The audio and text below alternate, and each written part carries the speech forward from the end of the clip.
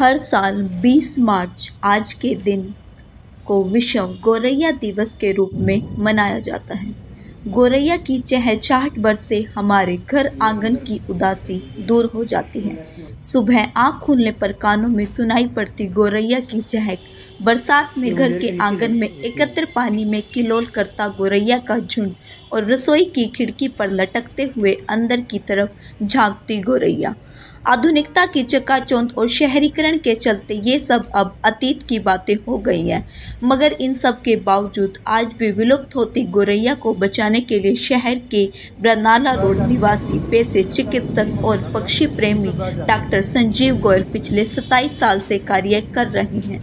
उनके घर आंगन में आज भी गौरैया सहित अन्य पक्षियों की चहचहाट सुनाई देती है, जिनको सुनकर मन को सुकून मिलता है। सुबह की चाय भी डॉक्टर गोयल, उनकी धर्मपत्नी व माता पिता इन चिड़ियों के साथ पीते हैं, जिससे मन को शांति मिलते हैं।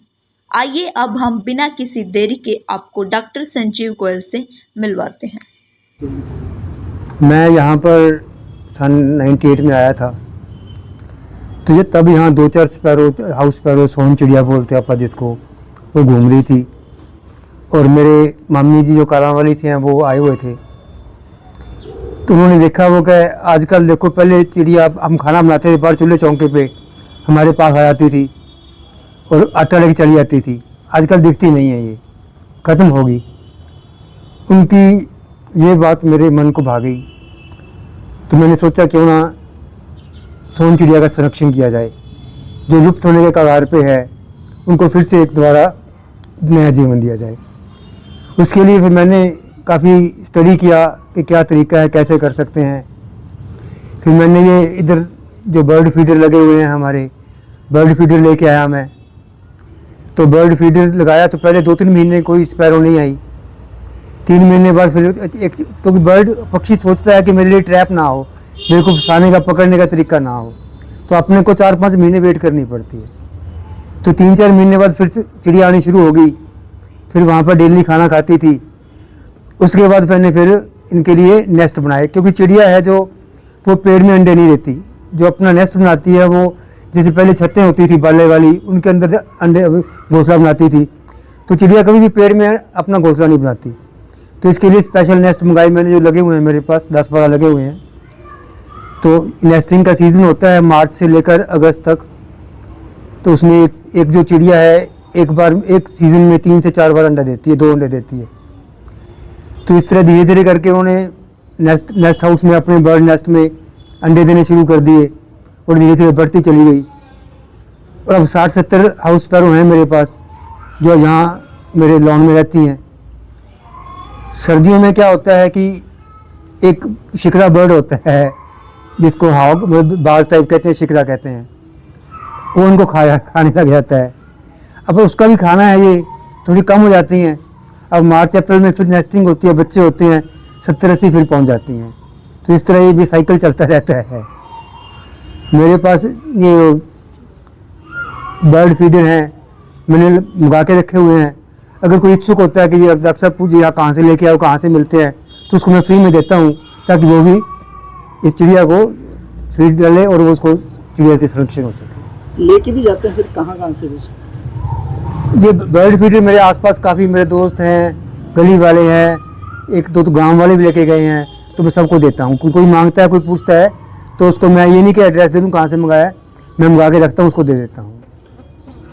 20 मार्च को विश्व गौरैया दिवस है, तो आप क्या संदेश दोगे? संदेश यही दूंगा, जो चिड़िया है जो अपने वातावरण की शुद्धता की निशानी है।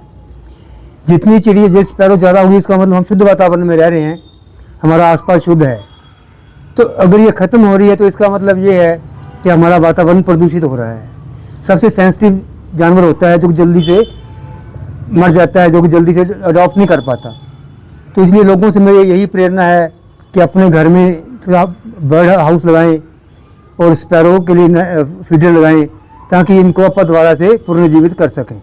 कम देखो, सबसे पहले तो हैबिटेट लॉस कहते हैं आप, जिसको जहाँ जिस चिड़िया ने अंडे देने हैं वो छत ही नहीं है बालों वाली। अब जब बालों वाली छत नहीं है, उसको अंदर जाने की जगह नहीं मिलती कोई, तो वो अंडे कहाँ से देगी?